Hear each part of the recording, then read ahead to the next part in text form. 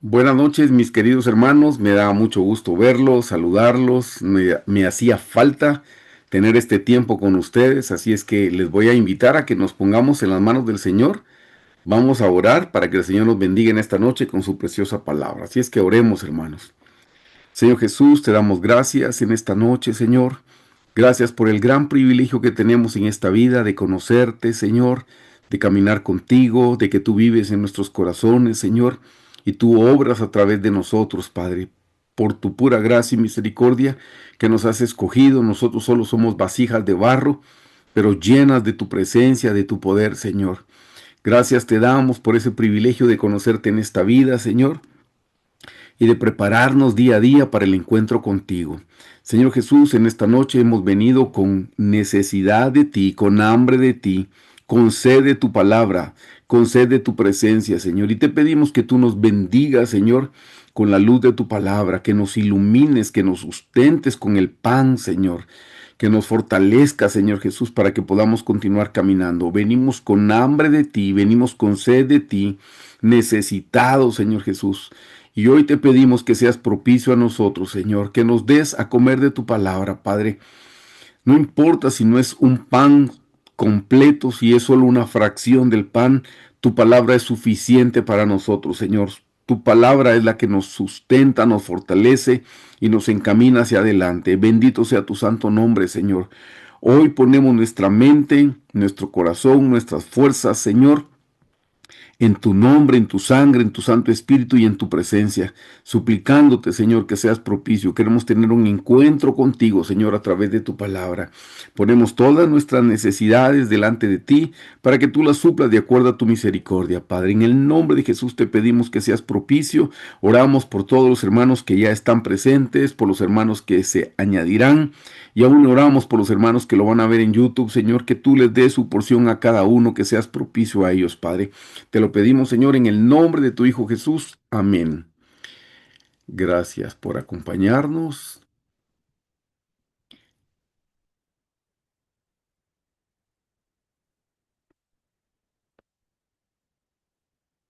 Y estamos aquí con la pantallita. Solo déjenme hacer una pequeña prueba. Y estamos re bien, hermanos. Queridos hermanos, estamos estudiando el tema la vida del Señor Jesús en los cuatro evangelios. Y en esta noche vamos a ver más evangelios. Las lecciones anteriores casi todas están basadas en el Evangelio de Lucas, pero ahora ya hay otros evangelios que van a hablar de este tema. La noche de hoy, que sería la octava enseñanza, nos corresponde estudiar el bautismo del Señor Jesús en aguas, el ayuno y la tentación del Señor Jesús. Esta es la literatura en la que me he basado. Obviamente hay cosas que ustedes van a ver que no están en los libros. Estos son los códigos QR, siempre se los anoto porque cada vez que los anunciamos hay personas nuevas que se añaden a las dos comunidades. Este es el enfoque de esta enseñanza, hermanos. La noche de hoy, con la ayuda del Señor, a través de su palabra vamos a ver lo que es una vida de poder espiritual como resultado de la obediencia y la sumisión absoluta a Dios. Eso es lo que el Señor Jesús nos enseña, hermanos. Una obediencia y una sumisión absoluta a Dios. El versículo principal en esta noche, hermanos, es Hechos 1:8 que dice, pero recibiréis poder cuando haya venido sobre vosotros el Espíritu Santo y me seréis testigos en Jerusalén, en toda Judea, en Samaria y hasta lo último de la tierra. Y vamos a entrar un poquito en detalle con esto. Empecemos con las citas bíblicas que nos sirven de base y luego empezamos a estudiarlo poco a poco. Hermanos, el Señor Jesús es bautizado en aguas. Si leemos Lucas 3, 21, 22, dice, aconteció que cuando todo el pueblo se bautizaba, también Jesús fue bautizado. Y orando, el cielo se abrió y descendió el Espíritu Santo sobre él en forma corporal como paloma. Y vino una voz del cielo que decía, tú eres mi Hijo amado, en ti tengo complacencia. Lucas está describiendo aquí, hermanos, cómo fue el bautismo del Señor Jesús. Los otros evangelistas amplían un poquito más, así es que lo vamos a ver. Pero si seguimos siempre en Lucas, que este tema también lo vamos a tratar, Vamos a ver que el Señor Jesús es tentado por el diablo. Leamos Lucas 4 del 1 al 15 que dice: Jesús, lleno del Espíritu Santo, volvió del Jordán y fue llevado por el Espíritu al desierto. Noten que una vez que el Señor Jesús fue bautizado en agua, aquí estamos en Lucas 3, 21, 22, y nos vamos ahora a Lucas 4, 15, perdón, 4 del 1 al 15, dice que Jesús, lleno del Espíritu Santo, que descendió corporalmente en forma de paloma, volvió del Jordán, o sea, donde fue bautizado en el río Jordán, y fue llevado por el Espíritu al desierto, dice, por 40 días, y era tentado por el diablo. Vamos a ver hoy la estatura de Lucifer, pero aquí dice que era tentado por el diablo. Y no comió nada en aquellos días, pasados los cuales tuvo hambre. Entonces el diablo le dijo: si eres hijo de Dios, di a esta piedra que se convierta en pan. Jesús respondiendo le dijo: escrito está, no solo de pan vivirá el hombre, sino de toda palabra de Dios. Y le llevó el diablo a un monte y le mostró en un momento todos los reinos de la tierra. Y le dijo el diablo: a ti te daré toda esta potestad y la gloria de ellos, porque a mí me ha sido entregada, y a quien quiero la doy. Versículo 7. Si tú postrado me adorares, todos serán tuyos. Respondiendo Jesús le dijo: vete de mí, Satanás, porque escrito está, al Señor tu Dios adorarás y a él solo servirás. Y le llevó a Jerusalén y le puso sobre el pináculo del templo y le dijo: si eres el Hijo de Dios, échate de aquí abajo, porque escrito está, a sus ángeles mandará cerca de ti que te guarden, y en las manos te sostendrán, para que no tropieces con tu pie en piedra. Respondiendo Jesús le dijo: dicho está, no tentarás al Señor tu Dios. Y cuando el diablo hubo acabado toda tentación, se apartó de él por un tiempo. Note que dice por un tiempo. Y Jesús volvió en el poder del Espíritu a Galilea, y se difundió su fama por toda la tierra de alrededor, y enseñaba en la sinagoga de ellos, y era glorificado por todos. Esta parte también es muy importante que la podamos ver. Estamos viendo por un lado el bautismo, y en Lucas la continuación, que es la tentación del Señor Jesús en el desierto. Veamos el bautismo del Señor Jesús, pero veámoslo en Mateo 3 del 13 al 17. Entonces Jesús vino de Galilea a Juan al Jordán para ser bautizado por él. Mas Juan se le oponía diciendo: yo necesito ser bautizado por ti, ¿y tú vienes a mí? Esto es importante que lo vean. Pero Jesús le respondió: deja ahora, porque así conviene que cumplamos toda justicia. Entonces le dejó. Y Jesús, después de que fue bautizado, subió luego del agua, y aquí los cielos le fueron abiertos, y vio al Espíritu de Dios que descendía como paloma y venía sobre él. Y una voz del cielo, y hubo una voz de los cielos que decía: este es mi Hijo amado, en quien tengo complacencia. Yo les anoté aquí en el versículo 15, que quiero hacerles énfasis en este pasaje de Mateo, que dice: el Señor le contesta, porque así conviene que cumplamos toda justicia. La palabra justicia significa rectitud, pero también significa mostrar. Y vamos a ver, esto nos va a servir para entender por qué el Señor Jesús fue bautizado en agua. Si vemos que dice que este es el bautismo de arrepentimiento, y si el Señor Jesús no cometió ningún pecado y no tuvo nada de qué arrepentirse, entonces ¿por qué se bautizó? Noten, ahí recuerdan por favor que la palabra justicia significa rectitud y también significa mostrar. Estamos en Mateo para continuar, y en Mateo vamos a ver cómo Jesús es tentado por el diablo. Entonces Jesús fue llevado por el Espíritu al desierto para ser tentado por el diablo. Quiero que noten, hermanos, que el Señor Jesús fue llevado por el Espíritu Santo al desierto y fue llevado para ser tentado por el diablo. Hermanos, Dios no tienta a nadie, así lo dice Santiago. Dios ni tienta a nadie, Dios no puede tentar a nadie. El Espíritu Santo no está tentando al Señor Jesús. El que tienta al Señor Jesús es el diablo. El diablo es el que nos tienta a nosotros.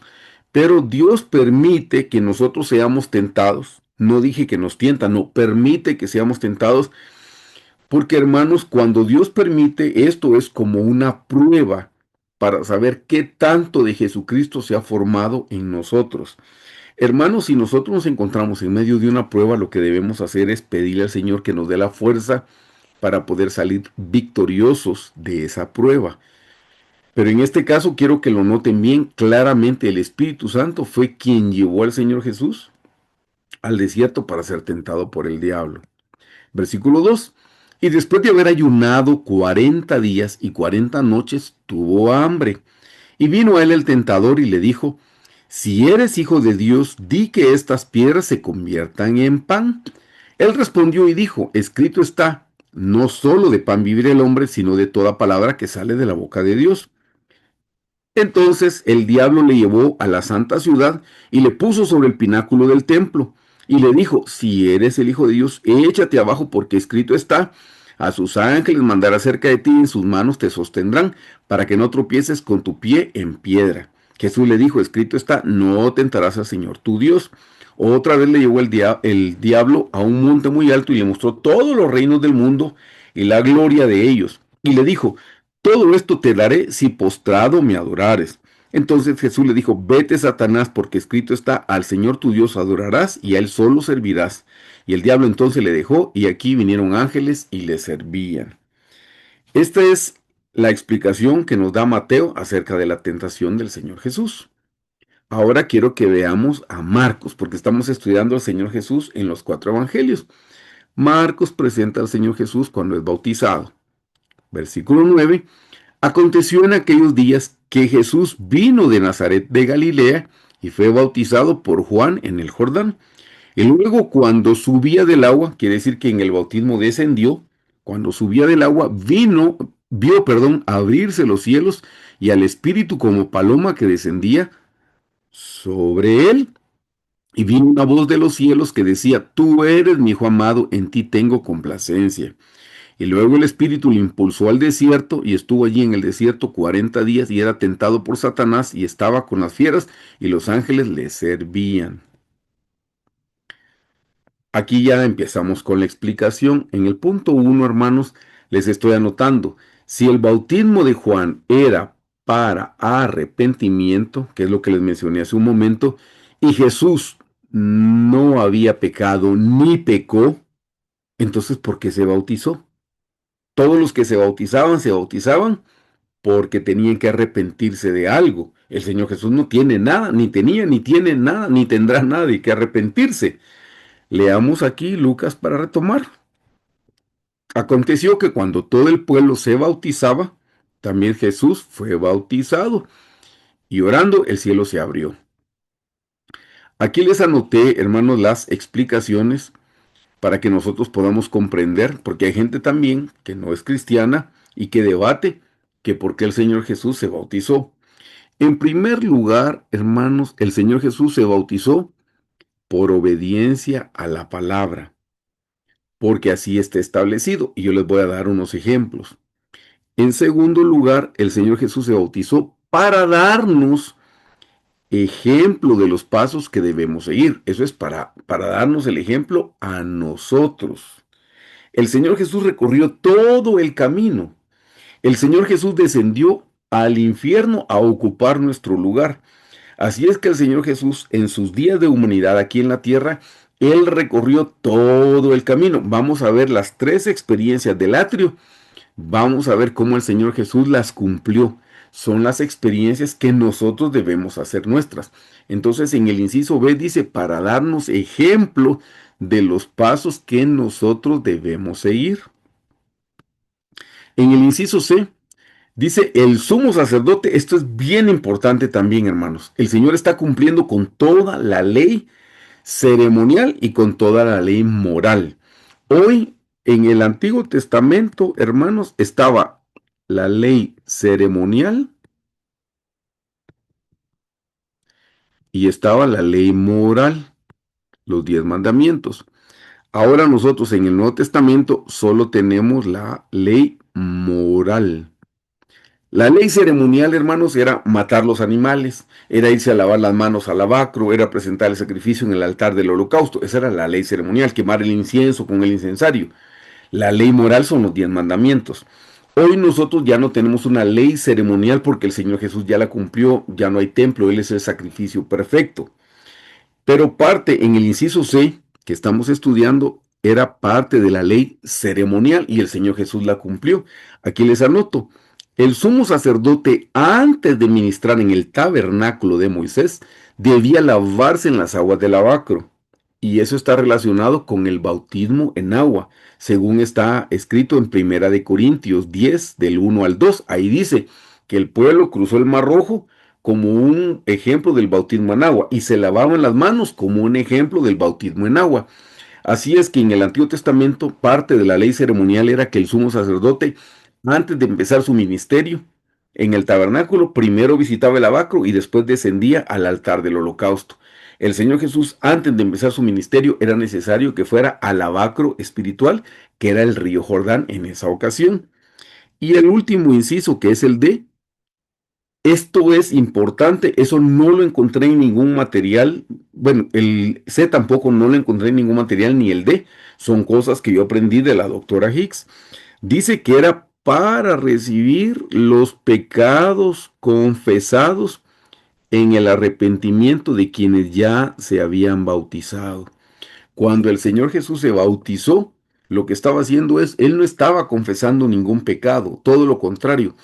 Él estaba recibiendo sobre sí mismo todos los pecados que habían sido confesados en las aguas del río Jordán. Ahí él recibió todos los pecados. Él llevó todos los pecados de este mundo. Así es que desde allí empezó el Señor Jesús a recibir los pecados de la humanidad. Como esa gente ya se había bautizado y ya se había arrepentido, el Señor Jesús fue a las aguas y descendió para poder recibir todos esos pecados y poderlos llevar a Él. Miren, hermanos, qué cosa más hermosa, porque cada vez que nosotros nos arrepentimos y le confesamos al Señor Jesús nuestros pecados, Él está llevando sobre sí los pecados nuestros, los pecados que ahora cometemos. Por eso Primera de Juan 1:9 dice, si confesamos nuestros pecados, Él, el Señor Jesús, es fiel y justo para perdonarnos y limpiarnos de toda maldad. Así es que, queridos hermanos, esas son las 4 razones por las que el Señor Jesús se bautizó sin tener él ni necesidad, porque él no tenía nada de qué arrepentirse, no tenía ningún pecado que confesar. Ya que estamos hablando del bautismo en agua, tenemos que hablar de la segunda experiencia. Esta sería la segunda experiencia del atrio. En el atrio está la salvación, está el bautismo en el Espíritu Santo y el bautismo en agua. Bueno, aquí vamos a ver ahora el bautismo en el Espíritu Santo. En Hechos 1:8 dice, pero recibiréis poder cuando haya venido sobre vosotros el Espíritu Santo y me seréis testigos en Jerusalén, en toda Judea, en Samaria y hasta el último de la tierra. Queridos hermanos, la iglesia inicial, la iglesia primitiva, se formó después de haber recibido el bautismo con el Espíritu Santo.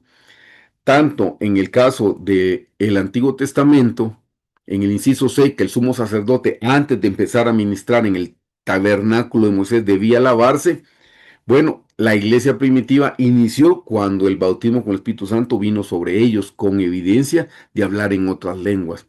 Esto es importante porque necesito que vean que el Señor Jesús cumplió con las 3 experiencias del atrio, con las 3 experiencias. Ya les mencioné el bautismo en el Espíritu Santo. ¿Y eso dónde lo vemos? Bueno, lo hemos leído en todo, hermanos. En este último evangelio que es de Marcos, dice en Marcos 1:10, y luego cuando subía del agua, vio abrirse los cielos y al Espíritu Santo como paloma que descendía sobre él. Ahí está viniendo el Espíritu Santo a la vida del Señor Jesús, como debe venir también a la vida de nosotros. Sé que hay mucha contradicción, desafortunadamente, en las iglesias cristianas. Hay iglesias que no creen en el bautismo con el Espíritu Santo, no creen en la evidencia de hablar en otras lenguas, porque ciertamente dicen, cuando el Señor Jesús vino a mi corazón, vino el Espíritu Santo. Entonces no necesito que venga otra vez. No, no es que venga otra vez, es que sí es cierto, hermanos. Yo lo aprendí del pastor Carlos y lo he explicado.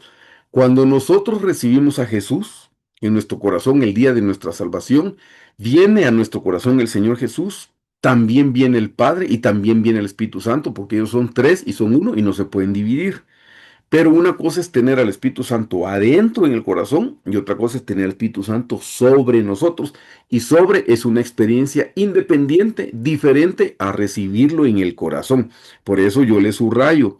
Aquí dice sobre.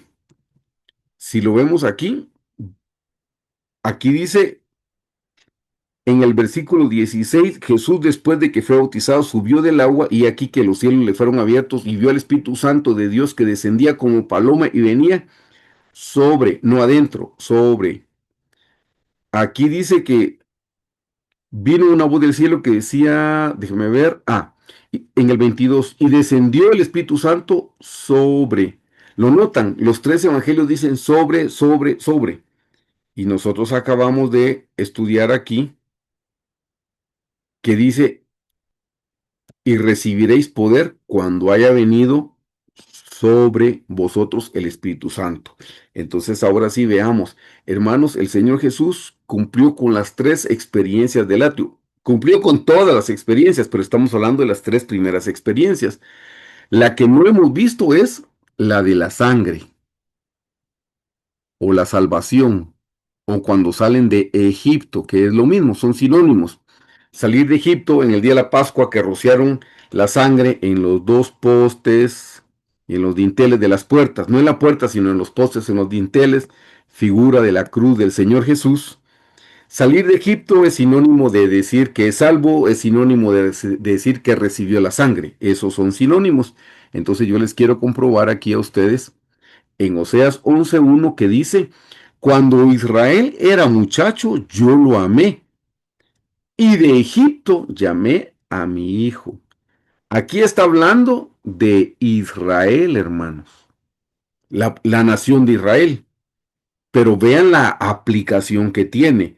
Mateo 2, 14, 15 dice, y él despertando, está hablando de José, el esposo de María, y él despertando tomó de noche al niño y a su madre y se fue a Egipto y estuvo allá hasta la muerte de Herodes, para que se cumpliese lo que dijo el Señor por medio del profeta. Y aquí está hablando de Israel, hermanos, de la nación de Israel. Pero aquí está hablando del Señor Jesús. De nuevo dice, y él, José, despertando, tomó de noche al niño y a su madre y se fue a Egipto y estuvo allá hasta la muerte de Herodes, para que se cumpliese lo que fue dicho por medio del profeta, cuando dijo, de Egipto llamé a mi hijo. Y aquí de quién está hablando, ya no está hablando de la nación de Israel, está hablando de Jesús, del Señor Jesús. Así es que ven que el Señor Jesús también salió de Egipto. Él cumplió con las jornadas de Israel de Egipto a Canaán, él también salió de Egipto. Leamos aquí entonces en Lucas 3, 21, 22, y aconteció que cuando todo el pueblo se bautizaba, también Jesús fue bautizado, esto es en agua, y descendió el Espíritu sobre él en forma de paloma. Aquí tenemos el bautismo en agua y aquí tenemos el bautismo en el Espíritu Santo. Y si aquí tenemos, entonces les borro aquí para no confundirlos.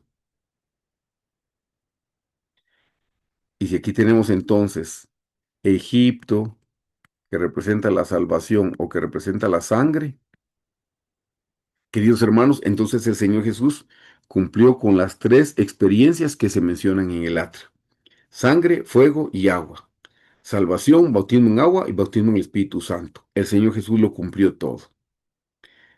Este es el segundo punto que debemos entender. Hermanos, la palabra Trinidad no aparece en la Biblia para nada. Si ustedes la buscan en alguna concordancia, la palabra Trinidad no aparece como tal, pero sí aparece el concepto. Quiero que noten esto que es muy importante, porque eso también son cosas que la gente que no es cristiana dice, pero ¿dónde dice Trinidad? No, en ningún lado dice Trinidad. Pero si leemos bien, aquí dice, aconteció en aquellos días que Jesús Vino de Nazaret, de Galilea, y fue bautizado por Juan en el Jordán. Y luego subía del agua y vio abrirse los cielos y al Espíritu, obviamente es el Espíritu Santo, como paloma que descendía sobre él. Y vino una voz de los cielos que decía, tú eres mi hijo amado en quien tengo complacencia. ¿Quién está hablando aquí, hermanos? Está hablando el Padre.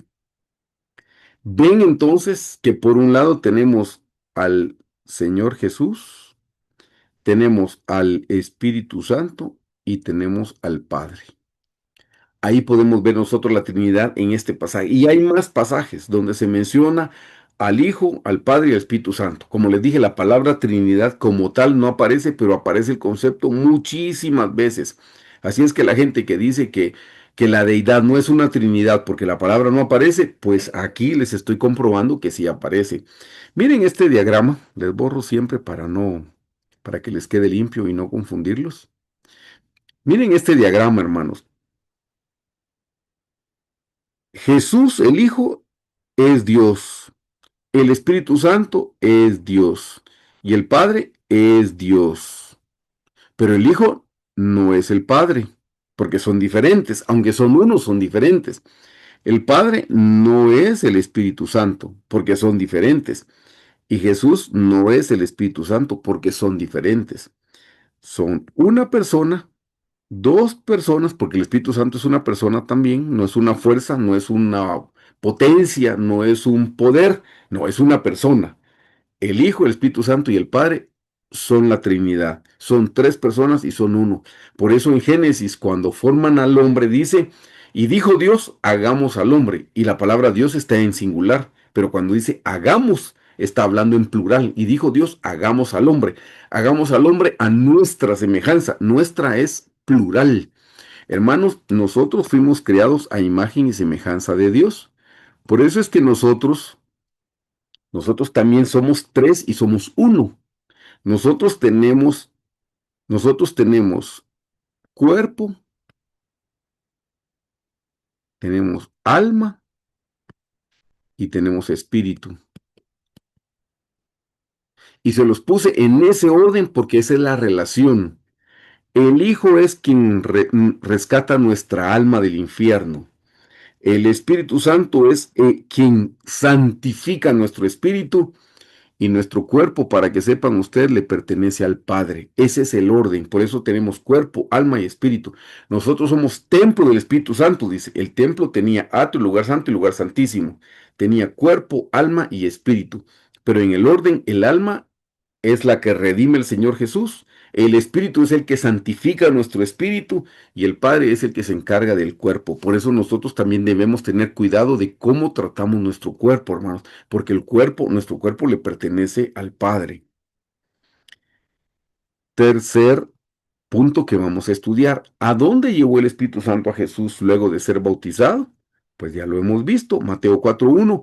Entonces Jesús fue llevado por el Espíritu al desierto para ser tentado por el diablo. Aquí les quiero explicar esta parte que es muy linda, es muy hermosa esta. Por eso vimos todos los evangelios, hermanos. Pero vamos a ver que hay tres áreas en las que ustedes y su servidor vamos a ser tentados. Fueron las mismas tres áreas en las que fue tentado el Señor Jesús y él logró tener la victoria en esas tres tentaciones, en estas tres áreas. Ahora, para que les quede claro, vamos a tomar Mateo por el orden como Mateo lo presenta, porque Lucas lo presenta de una manera, pero Mateo lo presenta de una forma que a mí me gusta para poderles explicar las tres áreas en las que nosotros vamos a ser tentados. Leamos por favor en el versículo 3. Yo les puse colores porque con los colores quiero que distingamos algo. Dice, y vino a él el tentador y le dijo, si eres hijo de Dios, di que estas piedras se conviertan en pan. Y él respondió y dijo, escrito está, no solo de pan vivirá el hombre, sino de toda palabra que sale de la boca de Dios. En primer lugar, quiero que noten, hermanos, que el diablo, la manera como nos tienta es haciéndonos dudar de nuestra identidad en el Señor Jesucristo. Dice, si eres hijo de Dios. Eso es para que nosotros dudemos de quién nosotros somos hijos. Ustedes y su servidor somos hijos de Dios, por creación y por adopción. La gente que no es cristiana es hija de Dios también, por creación, pero no son hijos de Dios por adopción. Ustedes y yo somos hijos de Dios por creación y por adopción, porque hemos recibido a Jesús en nuestro corazón. Aquí viene, les voy a hacer la línea, aquí viene la primera tentación, hermanos. Aquí está la primera tentación. Quiero que noten bien. ¿En qué tentó el diablo al Señor Jesús? La tentación está en color amarillo y en color rojo está cómo venció el Señor Jesús cada tentación. De nuevo en el 3 dice, y vino a él el tentador y le dijo, si eres hijo de Dios, di que estas piedras se conviertan en pan. Hermanos, la tentación está en color amarillo. Di que estas piedras se conviertan en pan. ¿Saben en dónde está tentando el diablo al Señor Jesús? Lo está tentando en su cuerpo. En su cuerpo lo está tentando. Porque le está hablando de una necesidad física, la necesidad de comer. Esa es una de las primeras tentaciones que el enemigo nos va a hacer a nosotros cuando estamos pasando por alguna carencia, cuando estamos pasando por alguna escasez, es una necesidad del cuerpo. Cuando estamos pasando por alguna enfermedad, es una necesidad del cuerpo. Lo primero que el enemigo va, la primera área donde nos va a atacar a nosotros, hermanos, es en el cuerpo. Quiero que vean en el versículo 4. Él, hablando del Señor Jesús, respondió y dijo, escrito está, no solo de pan vivirá el hombre, sino de toda palabra que sale de la boca de Dios. Hermanos, la manera como el Señor Jesús venció al diablo fue con la palabra. Por eso la necesidad y la insistencia de nosotros, hermanos, en que estemos leyendo la Biblia, que estemos estudiando la palabra de Dios, que estemos meditando, porque ese es un pan que a nosotros nos fortalece, para que cuando venga el tentador, nosotros también podemos decirle, escrito está, pero no está escrito en la Biblia, no, está escrito en las tablas de nuestro corazón. Esa es la necesidad de que estemos estudiando la Biblia, que estemos leyendo la Biblia. Hermanos amados, aunque haya pasajes de la Biblia que ustedes y yo no comprendamos, no dejemos de leerla, de estudiarla, de meditarla, de memorizarla, solo porque hay partes que no entendemos. No creo que exista una persona en la tierra que entienda toda la palabra del Señor, porque la palabra del Señor es infinita, la palabra del Señor es eterna. Pero aunque no entendamos, nuestra responsabilidad es tener contacto con la palabra. Con solo el hecho que la leamos está limpiando nuestra mente, está limpiando nuestro corazón. Cada vez que leemos, que estudiamos, que meditamos, que memorizamos, que recitamos la palabra del Señor, la palabra se está escribiendo en las tablas de nuestro corazón y es la manera como podemos vencer al diablo. Quiero que veamos entonces ahora en el versículo 5 la segunda tentación. Entonces el diablo le llevó a la santa ciudad y le puso sobre el pináculo del tiempo y le dijo, de nuevo, si eres hijo de Dios, échate abajo porque escrito está, a sus ángeles mandará acerca de ti y en sus manos te sostendrán para que no tropieces con tu pie en piedra. Jesús le dijo, escrito está también, no tentarás al Señor tu Dios. Hermanos, aquí nosotros podemos ver la segunda tentación. Y la segunda tentación, quiero que lo noten, está en color amarillo como todas las tentaciones que les puse yo. Échate abajo porque escrito está. Mire que el diablo también conoce la palabra del Señor. Hermanos, no es suficiente conocer la palabra, es necesario que la tengamos escrita. El diablo la conoce, pero no la tiene escrita en las tablas de su corazón. El diablo nunca se la ha apropiado, el diablo nunca la ha practicado, el diablo nunca la ha vivido. Él la conoce como teoría. Y nosotros también podemos conocer la palabra como teoría si la escuchamos un domingo en una predicación o la escuchamos en un estudio bíblico. No, que nosotros vengamos y la practiquemos se está escribiendo en las tablas de nuestro corazón. El diablo la conoce en teoría, pero no la conoce en práctica. Por eso es que dice, si eres hijo de Dios, échate abajo, porque escrito está. Oh, él también la conoce, porque escrito está, a sus ángeles mandará acerca de ti, y en sus manos te sostendrán para que no tropieces con tu pie en piedra. Hermanos, aquí la segunda tentación es a nivel del alma. Primero fue el cuerpo y ahora es del alma. ¿Por qué del alma? Porque lo que está haciendo dudar es la confianza, en la confianza en Dios. Y hermanos, ¿cuántas veces el diablo nos tienta a nosotros también, haciéndonos dudar para que desconfiemos de Dios? Si fueras hijo de Dios, no te estarían pasando estos problemas. Si Dios te amara, no permitiría que te enfermaras. Si Dios te quisiera y empieza a atacarnos, ya no en el cuerpo, sino atacar para que empecemos a desconfiar de Dios y que digamos, Dios no es bueno, Dios no me ama, Dios no me quiere, Dios a otros puede sanar, pero a mí no me sana, a otros puede prosperar, pero a mí no me prospera. Eso es lo que el diablo quiere, que le prestemos nuestra boca para blasfemar el nombre del Señor. Cada vez que nos quejamos estamos murmurando en contra de la voluntad directiva del Señor para nuestra vida. Y eso es lo que el diablo quiere, que le prestemos nuestra boca. Él puede blasfemar lo que quiera, ya lo hizo, pero ya no afecta. Él lo que quiere es que ahora nosotros le prestemos nuestros labios para quejarnos, para murmurar, para alegar, para blasfemar el nombre del Señor. Ahí es donde a nosotros nos tienta el diablo en el alma. Está atacando la confianza. Pero ven que de nuevo en el versículo 7 dice, el Señor le contesta, escrito está. También, o sea, le dijo también, sí, lo que dijiste está bien. Hermanos, mucha gente puede usar la Biblia y torcerla para su propio beneficio. Y el Señor le contesta, escrito está también, no tentarás al Señor tu Dios. Hermanos, ese fue uno de los pecados que cometió el pueblo de Israel en el Antiguo Testamento, tentar al Señor. Nosotros no debemos tentarlo, hermanos. Y eso es lo que el diablo quisiera que hiciera. Cuando desconfiamos de Dios, lo estamos tentando. Y eso es lo que no debemos hacer. Pero si nosotros tenemos contacto con la palabra y hemos practicado la palabra del Señor, vamos a tener confianza. Dice que la confianza y la fe se parecen, aunque son diferentes. Pero como dice, la fe viene por el oír y el oír por la palabra de Dios. El diablo lo que quiere es atacar la confianza o atacar la fe.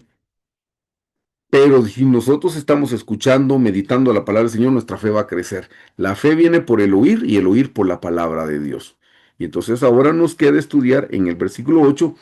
Otra vez le llevó el diablo a un monte muy alto y le mostró todos los reinos del mundo y la gloria de ellos. Y le dijo, en el subrayado amarillo es que aparece la tentación, todo esto te daré si postrado me adorares. Entonces Jesús le dijo, vete, Satanás, porque escrito está, al Señor tu Dios adorarás y a Él solo servirás. Y hermanos amados, aquí está la tentación número 3.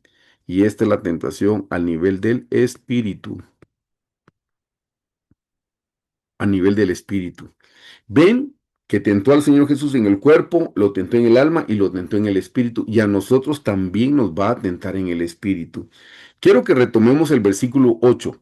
Otra vez le llevó el diablo a un monte muy alto y le mostró todos los reinos del mundo y la gloria de ellos. Todos los reinos del mundo. ¿Qué es los reinos del mundo? Hermanos, es la fama y la fortuna. La fama y la fortuna. Le mostró todos los reinos del mundo y la gloria de ellos, dice, la fama y la fortuna. Y le dijo, todo esto te daré si postrado me adorares. Hermanos, ¿cuánta gente busca la fama y la fortuna? Yo le quiero contar, en mi experiencia espiritual cristiana, he conocido a gente que, como se dice comúnmente, le vendió su alma al diablo para que el diablo lo hiciera rico. Yo conozco gente, he tenido que orar y hemos tenido que romper con esos pactos que hicieron. No son muchas las personas que he conocido, pero por lo menos he conocido a 2 personas que hicieron un pacto con el diablo para que el diablo los hiciera ricos, para que los hiciera famosos. Y el diablo se los cumplió. Esos pactos, por supuesto, son pactos fuertes, pero es más poderoso el Señor Jesucristo que cualquier pacto que haya hecho cualquier persona con el diablo. Así es que si alguien ve este estudio y reconoce que o usted hizo un pacto con el diablo o algún ancestro hizo un pacto con el diablo, eso se tiene que romper y se puede romper en el nombre del Señor Jesús, con la sangre del Señor Jesús y con el Espíritu Santo. se puede, hermanos. Así es que aquí estamos viendo lo que el diablo le ofrece. Yo quiero que noten, porque dice, y le dijo, todo esto te daré si postrado me adorares. Hermanos, el diablo es el príncipe de este mundo. Así es que él de alguna manera tiene el poder y la autoridad sobre estas cosas. Y él le ofrece a la gente estas cosas. Hay gente que ustedes saben, cantantes que han hecho pactos con el diablo, empresarios, de todo tipo de personas que han hecho para poder tener la gloria. Ahí los está tentando al nivel del espíritu. Y hermanos, esa es la meta. Le voy a poner que esta es la meta del diablo, que la humanidad lo adore a él. Eso es lo que él desea, que la humanidad lo adore a él. Por eso les está haciendo como que la última tentación, la entrega final para procurar que la gente pueda adorarlo a él.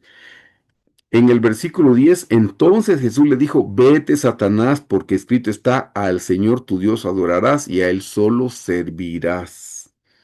Hermanos, de nuevo ven que las tres tentaciones en el cuerpo, en el alma y en el espíritu, el Señor Jesús las venció con la palabra de Dios. Por eso necesitamos la palabra del Señor. Necesitamos, hermanos, la palabra de Dios que nos va a dar la victoria en toda tentación que el diablo quiera traer sobre nuestra vida.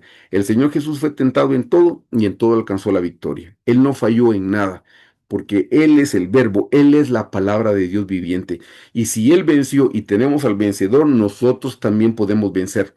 Pero debemos tener relación y contacto con la palabra, sobre todo experimentándola y poniéndola por obra. Esto es importante, hermanos, y no era parte de ninguno de los libros, sino es gracias al material que Dios le reveló a la doctora Hicks. Cómo tener victoria sobre el enemigo. Aquí les estoy haciendo un diagrama muy precioso. Ustedes conocen el diagrama del tabernáculo, pero quiero decirles que Satanás, Lucifer, lo vamos a decir mejor. Lucifer. Lucifer también tiene una estatura, porque él todo lo copia. Lean por favor conmigo en Apocalipsis 12 del 12:9. Y dice, y fue lanzado, y le puse los corchetes con números, y fue lanzado el gran dragón, la serpiente antigua, que se llama Diablo y Satanás, el cual engaña al mundo entero, fue arrojado a la tierra y sus ángeles fueron arrojados con él. Quiero que noten que dice, fue lanzado, parece que son cuatro, y fue lanzado el gran dragón, la serpiente antigua, que se llama Diablo y Satanás, el cual, no dice los cuales en plural, no, el cual es singular, el cual engaña al mundo, no dice engañan, no, engaña, singular, engaña al mundo y fue arrojado, no dice fueron arrojados, no, fue arrojado a la tierra y sus ángeles fueron arrojados con él. Lucifer también tiene una estatura y en el orden va Satanás, el diablo, la serpiente y el dragón. En el orden así es como va, hermanos. Así es como nosotros podemos verlo. Quiero que noten algo que es bien importante.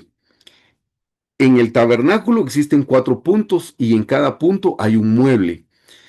La estatura de Lucifer en cada uno sigue siendo el mismo ser, hermano. No es que sean 4 enemigos, porque por eso les digo que está en singular. Este pasaje está en singular. Es la manera como él se presenta, es la manera como él se revela, pero sigue siendo el mismo ser de maldad. No son 4, es solo uno. Solo es la manera como se manifiesta.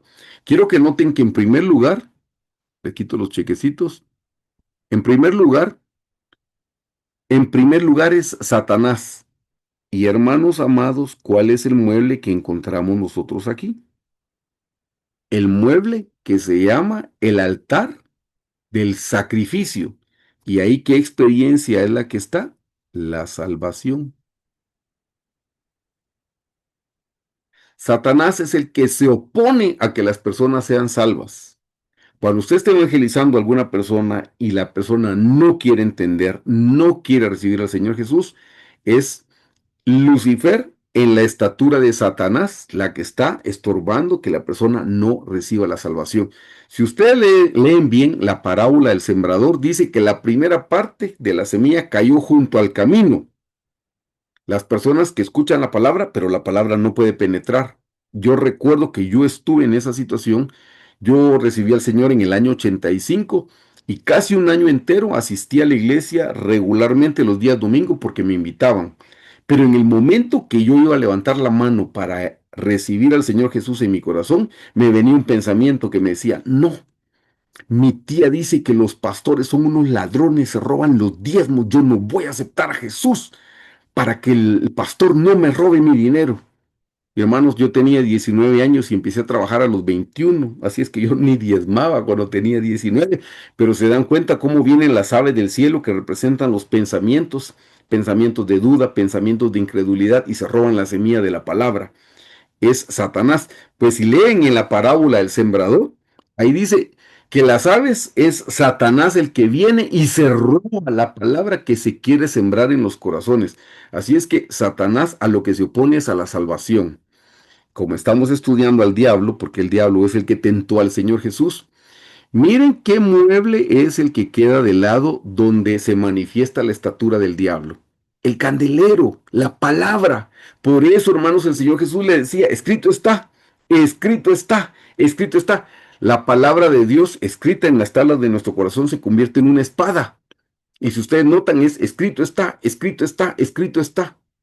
Porque el diablo lo que ataca es que usted no estudie la Biblia. Eso es lo que le va a atacar el diablo, que usted no la estudie, que no la memorice, que no la medite, que no la recite, que no la practique. Ah, no, perdón, que no la practique, no, estoy hablando mal, perdón, eso todavía queda. No, no, estoy hablando nada más que no la estudie, no la medite, no la practique, no la memorice. Eso es lo que hace el diablo. ¿Y qué hace la serpiente? La serpiente ataca al nivel de la mesa de los panes de la proposición. Y aquí, por eso le dije, me equivoqué hace un momento, aquí es la palabra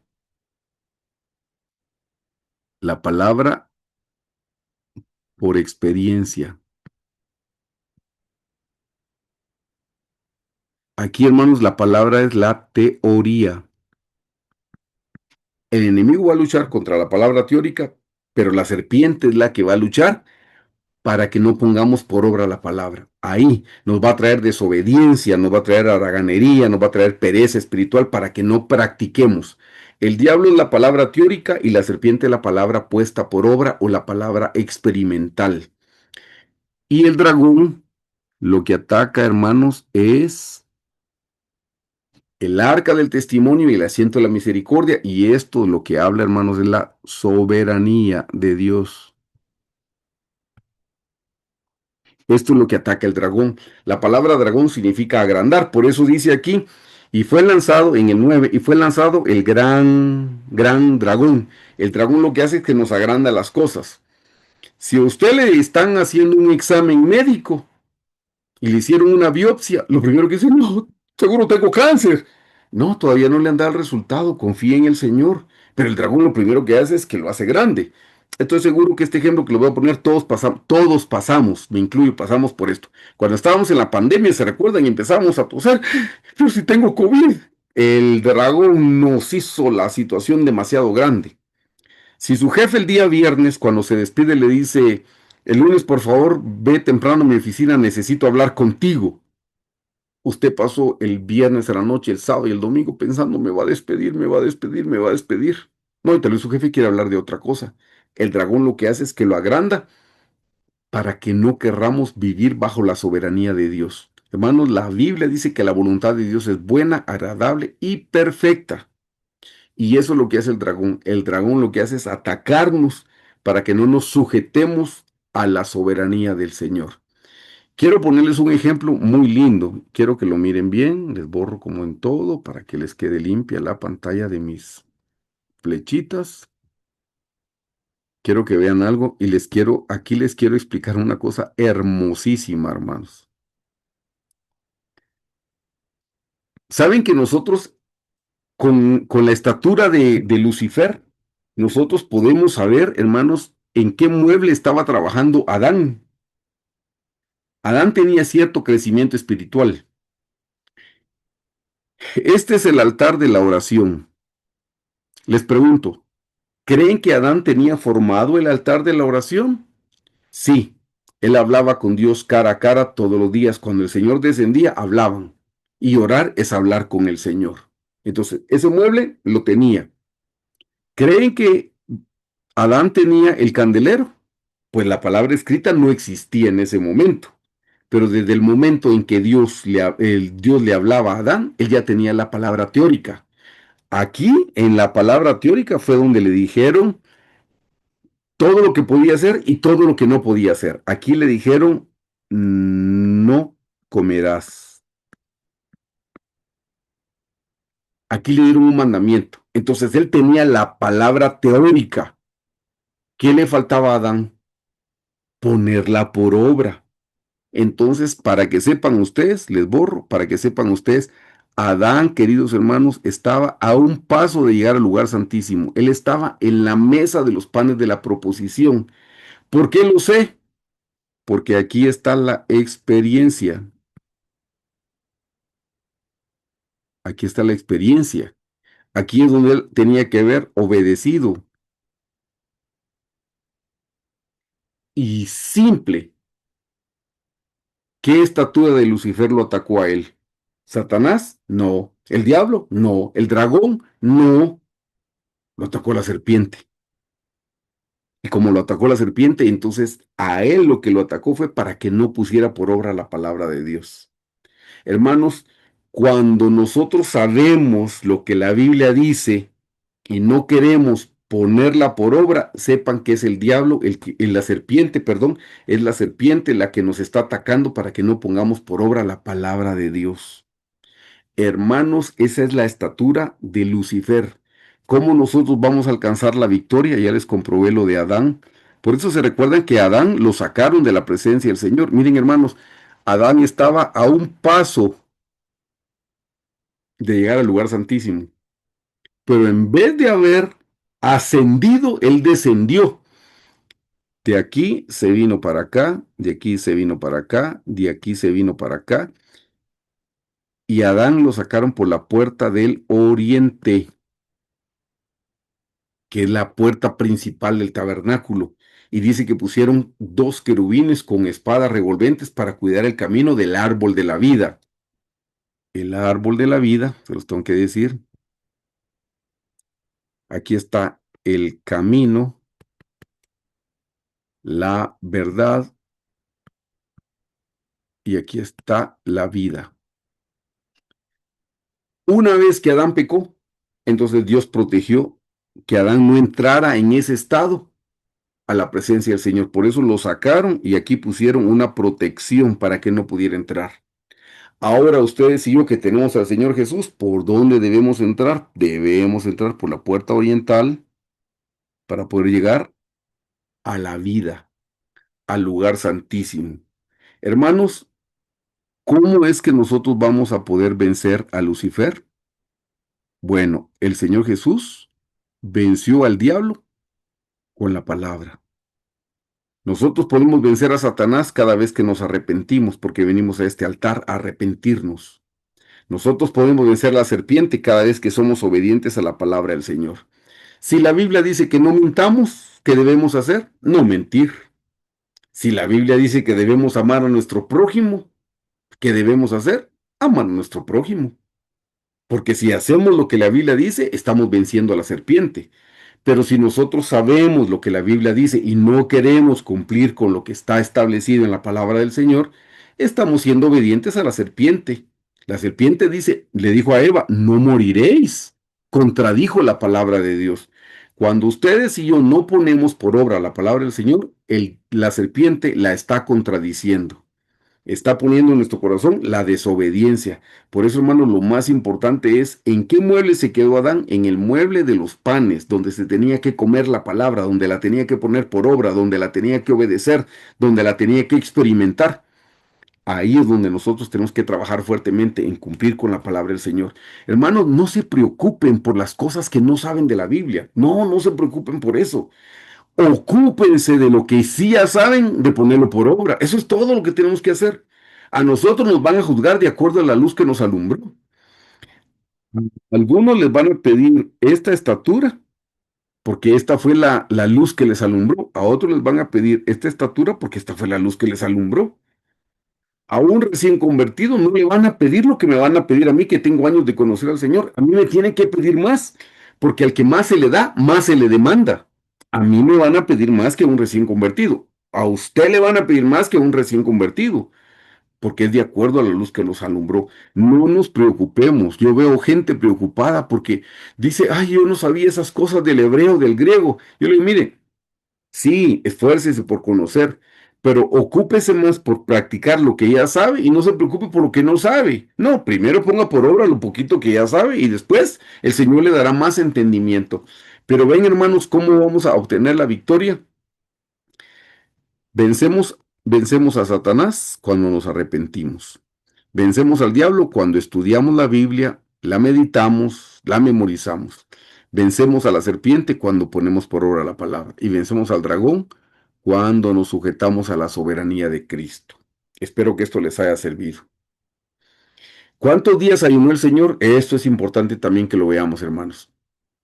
Dice en Mateo 4 del 1 al 2, entonces Jesús fue llevado por el Espíritu al desierto para ser tentado por el diablo. Y después de haber ayunado 40 días y 40 noches, tuvo hambre. Hermanos, ¿cuántos días ayunó el Señor Jesús? Ayunó 40. 40 es símbolo de prueba. Hermanos, tenemos que tener una vida de ayuno también. Y aquí se los explico. ¿Qué es ayunar y cuánto tiempo debemos ayunar? Aquí se los explico. ¿Qué es ayunar? Se llama ayuno al acto de abstenerse de todo tipo de comida y en algunos casos también de la ingesta de líquidos por un periodo de tiempo.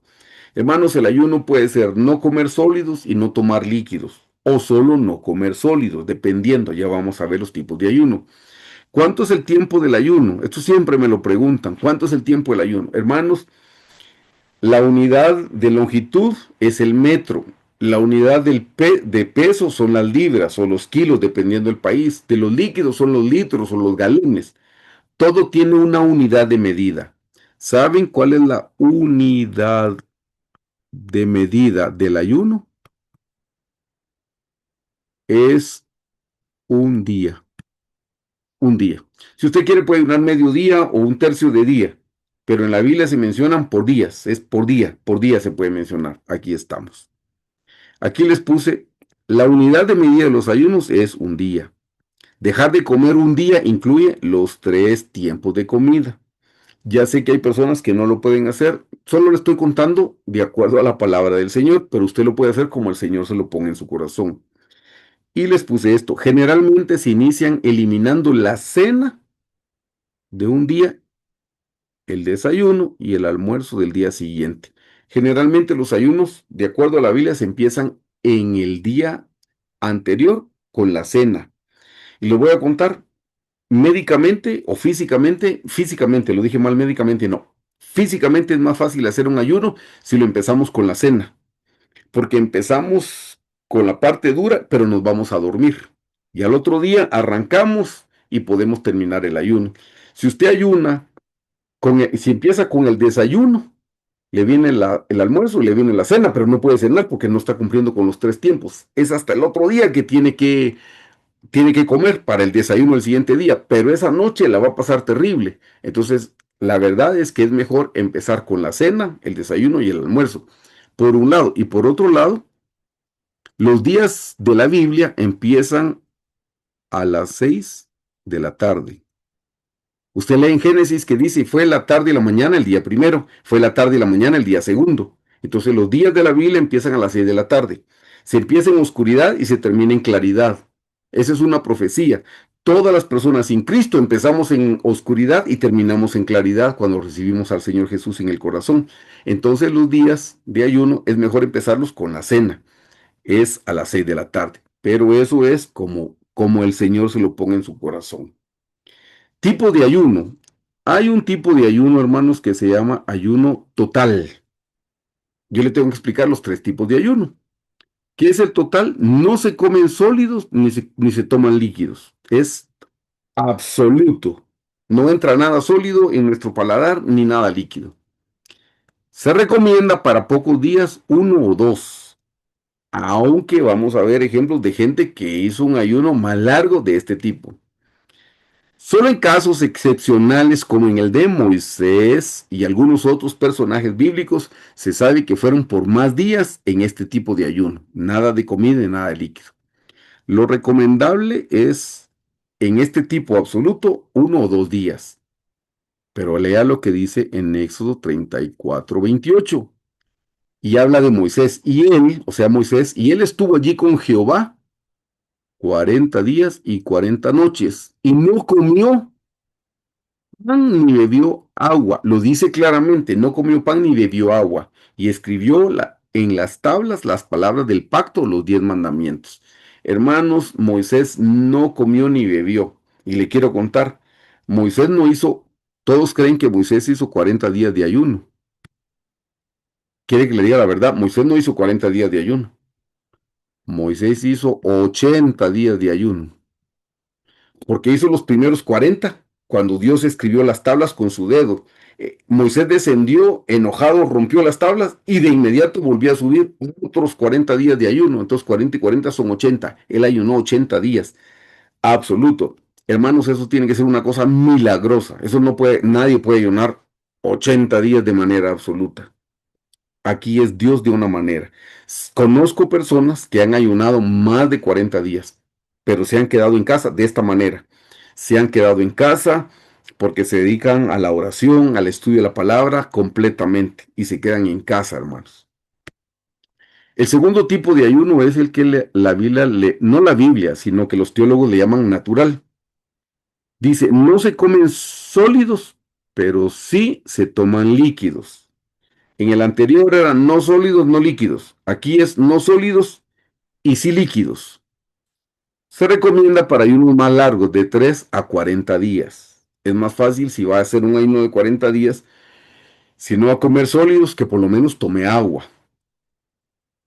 Y aquí les pongo, el ejemplo fue nuestro Señor Jesucristo. El Señor Jesús no hizo un ayuno total, lo vamos a ver con la Biblia. El ejemplo fue nuestro Señor Jesucristo en el desierto. La Biblia solo dice que no comió, pero no aclara que no tomó agua, como en el caso de Moisés. En el caso de Moisés claramente dice no tomó agua. Además, esto es importante, además por estar en el desierto era necesario que tomara agua, si no se deshidrata.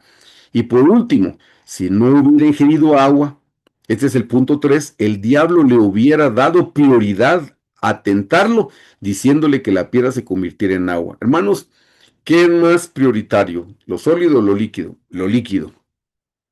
Si el Señor Jesús en el desierto no hubiera tomado agua, lo primero que el diablo le hubiera dicho es, dile a esa piedra que se convierte en agua, no en pan.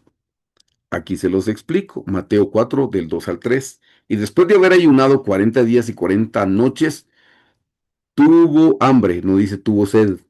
Y vino a él el tentador y le dijo, si eres el Hijo de Dios, di estas piedras que se conviertan en pan, no en agua. Entonces les compruebo que el Señor Jesús hizo un ayuno natural. ¿Cuál es el tercer tipo de ayuno? El parcial. Se le llama parcial de comida. Hay gente que le llama parcial de tiempo. Mediodía o un tercio de día. Ya le dije, la unidad de medida es un día. Cuando se le llama parcial, es parcial de comida. Este también es el que le llaman el ayuno de Daniel. Generalmente le llaman el ayuno de Daniel, pero es el ayuno parcial. Se le llama parcial de comida, no de tiempo. Recuerde que lo mínimo que se debe ayunar es un día, si es que se refiere a parcializar algunos alimentos. Este ayuno es dejar de ingerir ciertos alimentos que comemos con frecuencia. Esto es importante. Yo no le puedo decir a ustedes, hermano, voy a hacer un ayuno de caviar y yo nunca he comido caviar. Ese no es un ayuno para mí. Tiene que ser algo que yo como con frecuencia y dejo de comerlo.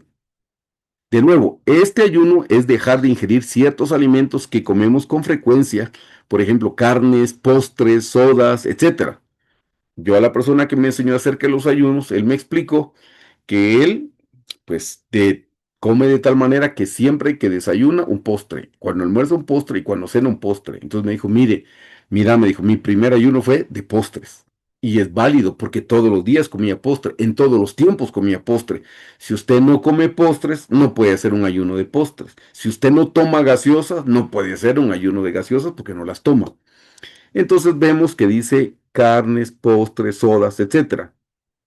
Ejemplo de este ayuno, comer solo legumbres o frutas o tomar agua pura. Se recomienda para ayunos muy largos, más de 40 días. Aunque yo conozco gente que los de 40 los hace con este tipo de ayuno. Aunque últimamente también se acepta ayunos de más de 2 días para personas que deben seguir con sus tareas diarias. O sea, yo conozco personas que han hecho ayunos de 40 y toman este. Conozco a alguien que toma solo agua pura y arroz insípido por 40 días. Está bien, hermanos, porque está mortificando su carne. Por 40 días, desayuno, almuerzo y cena, arroz, arroz, arroz, arroz, arroz, arroz, arroz, arroz, arroz. Pues sí, no hay sal, no hay paladar, no hay ningún gusto. Eso es solo para mantener que el cuerpo siga funcionando. Entonces les anoto aquí, aunque últimamente también se acepta para ayunos de más de 2 días para personas que deben seguir con sus tareas diarias, estudios y trabajo. Esto es importante. Y también es recomendado para personas que médicamente no pueden dejar de comer por gastritis, diabetes, etcétera. Hay personas que no pueden dejar de comer. En el caso de mi hija, que ustedes saben que padece de la diabetes juvenil, no puede dejar de comer porque se le cae el azúcar. Entonces, cuando hace ayuno de mush, todo el tiempo mush, mush, mush, mush, mush, su cuerpo tiene que estar recibiendo algo, pero no hay un gusto. Y de hecho, normalmente mi hija no come mush. Si no, si usted hace un ayuno de algo que sí le gusta, ay, yo voy a hacer, por ejemplo, si yo le digo, le voy a hacer ayuno de postres, ese no sería ayuno para mí, eso sería una delicia. No, si va a ayunar este tipo de parcial o de Daniel, que sea cosas que usted normalmente no come. Yo si le como vegetales, eso sería ayuno para mí. Si le tomo agua, eso sería ayuno para mí. Es para mortificar la carne. La cita bíblica es Daniel 1 del 8 al 12. Y Daniel propuso en su corazón no contaminarse con la porción de la comida del rey, ni con el vino que él bebía. Pidió por tanto al jefe de los eunucos que no se le obligase a contaminarse. Y puso Dios a Daniel en gracia y en buena voluntad con el jefe de los eunucos.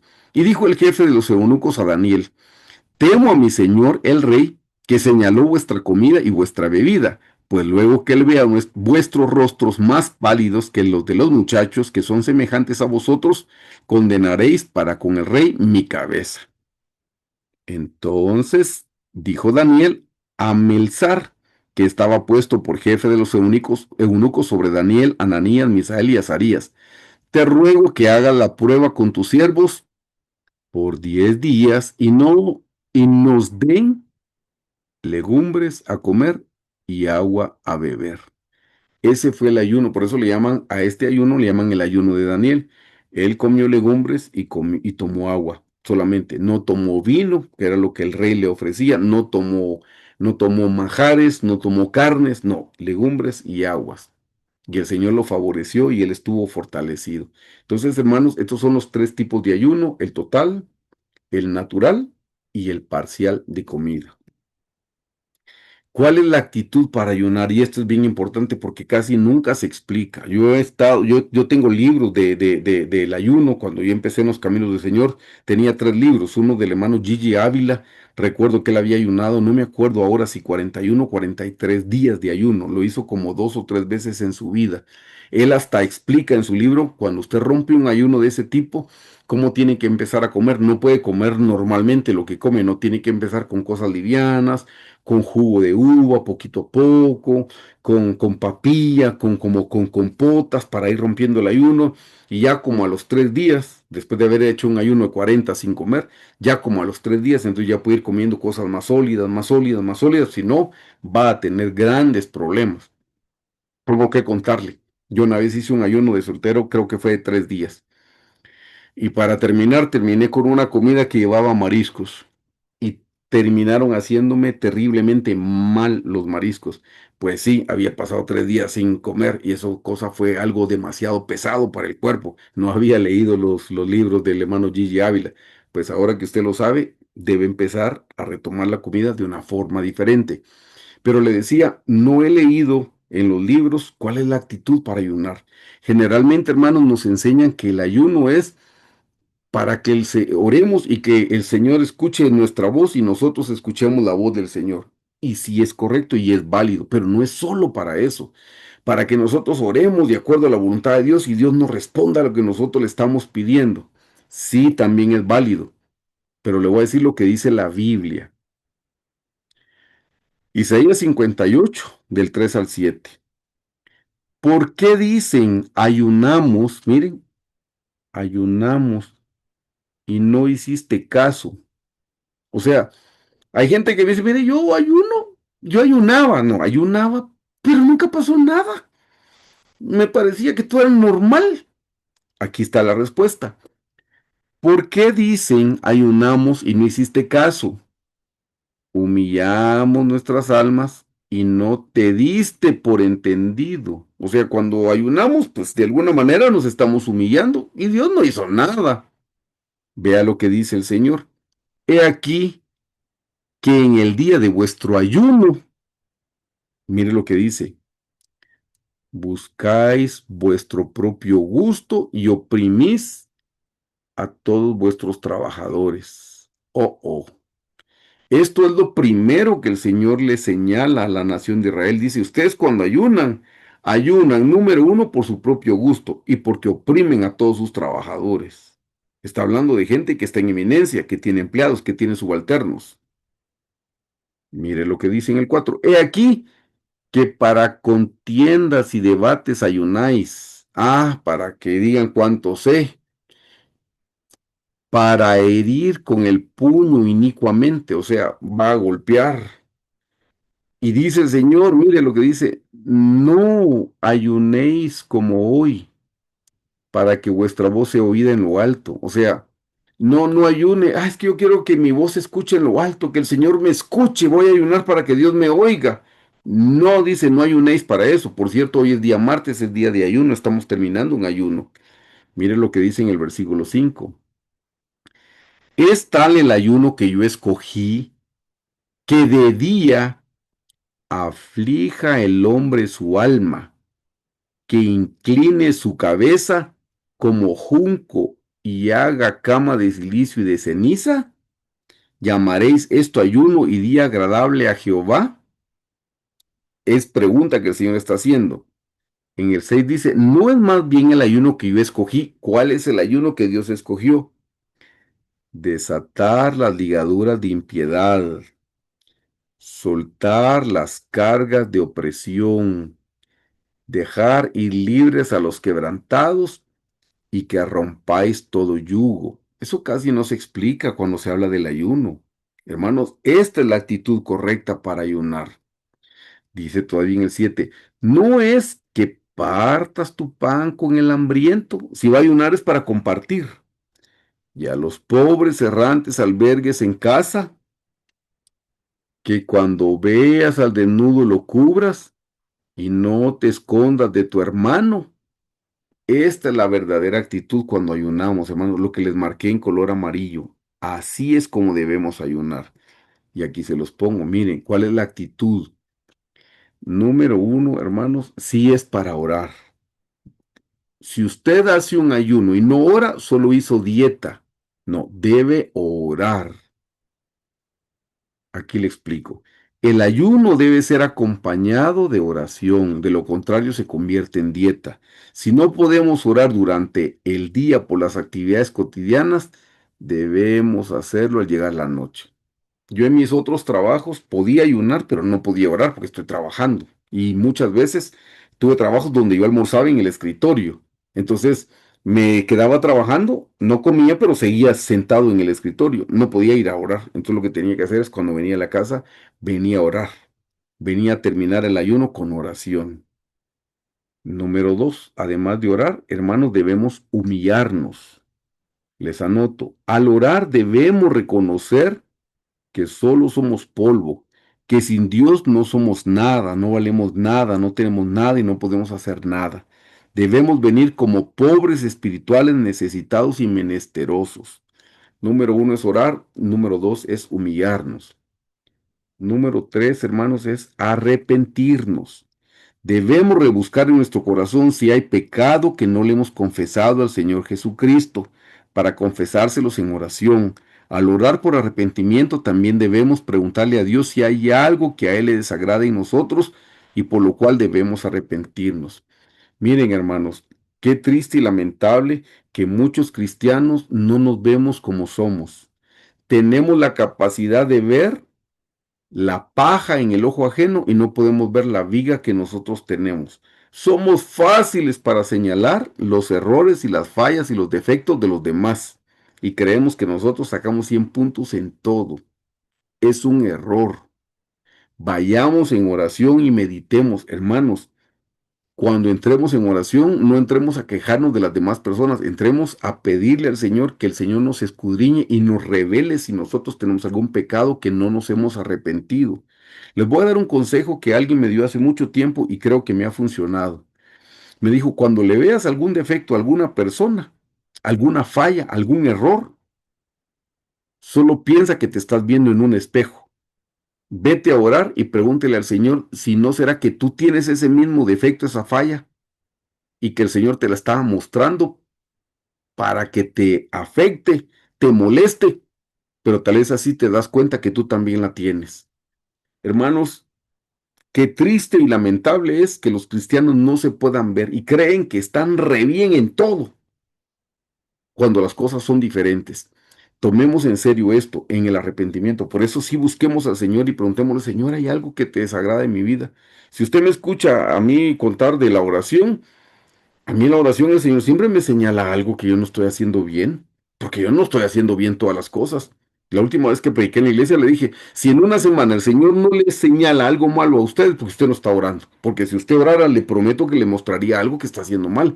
Pero tenga la humildad de preguntarle, Señor, revélame dónde estoy fallando, dónde me estoy quedando corto. Esa es la actitud para el ayuno, no es Señor, dame, Señor, reprende a los que no me quieren, ataca. No. Señor, muéstrame a mí en qué te estoy fallando yo. Así es que ven, orar, humillarnos y arrepentirnos. Sigue, hermano. 4. Interceder en el Espíritu Santo. Debemos orar en otras lenguas e interceder por nosotros mismos, por nuestras familias más cercanas, por nuestros familiares y por todas las personas con las que nos relacionamos y que sabemos que aún no conocen al Señor. Jesucristo como su Salvador, por todos aquellos que tienen ataduras espirituales como vicios, pecados, etcétera, por todos los que están enfermos físicamente o espiritualmente. Ese es el paso número 4. El 5, hermanos, eso lo leímos, compartir. Dios espera que como parte de nuestro ayuno compartamos de manera natural y espiritualmente. Mire lo que dice. A, el pan, brindar comida natural y también la palabra de Dios. Hermanos, extiéndase en misericordia con alguien necesitado, con algún menesteroso, ofrézcale comida y ofrézcale la palabra de Dios. Albergar a los pobres errantes, dice. En nuestra casa, aunque yo sé que en estos tiempos es bien difícil albergar a un desconocido, ¿verdad, hermanos? Es bien difícil, pero por lo menos alberguémoslos en nuestro corazón, hermanos. Eso sí es importante que lo hagamos en nuestro corazón. Vestir al desnudo, dice, con ropa, porque estamos hablando de lo natural. Brindar comida es natural. En nuestra casa es natural. Con ropa es natural. Pero dijimos espiritualmente. Brindar pan de la palabra es espiritual. Albergar a los pobres en nuestro corazón es espiritual. Y vestir al desnudo, mire cómo lo vestimos espiritualmente, cubriendo sus faltas y no divulgarlas. Sé que a nuestra carne eso no le gusta. Pero note esto. Noé, después del diluvio, sembró una viña, tomó vino y se embriagó. Y su hijo Cam lo vio desnudo y se lo dijo a sus hermanos. ¿Y qué hicieron sus hermanos? Caminaron hacia atrás con una manta y cubrieron su desnudez. ¿Sabe de qué habla? Hay muchas explicaciones, pero una explicación es no descubrir las faltas. Noé cometió una falta, se embriagó y se quedó tirado desnudo, pero era su hijo y a él no le competía, no le correspondía hacerle señalamientos a su padre. Entonces nosotros también podemos vestir al desnudo cuando les cubrimos sus faltas y no las divulgamos. Cuando las divulgamos lo estamos desnudando. Y D, no escondernos del hermano. Dice, estar disponibles para cualquier necesidad que nuestro prójimo tenga. Ahí ya sea una necesidad natural o una necesidad espiritual. Y saben a veces cómo se traduce eso, hermanos. Eso se traduce con el tiempo. Con el tiempo se traduce. Muchas veces lo que no siempre la gente está necesitando dinero, está necesitando un oído que lo escuche, solo necesita desahogarse, solo necesita contar algo.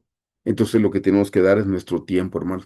Esta es la actitud para ayunar. Como les digo, no son cosas que normalmente se predican, pero si nosotros vamos a ayunar, si nos quiere acompañar los días martes en ayunar, que sea con esta actitud.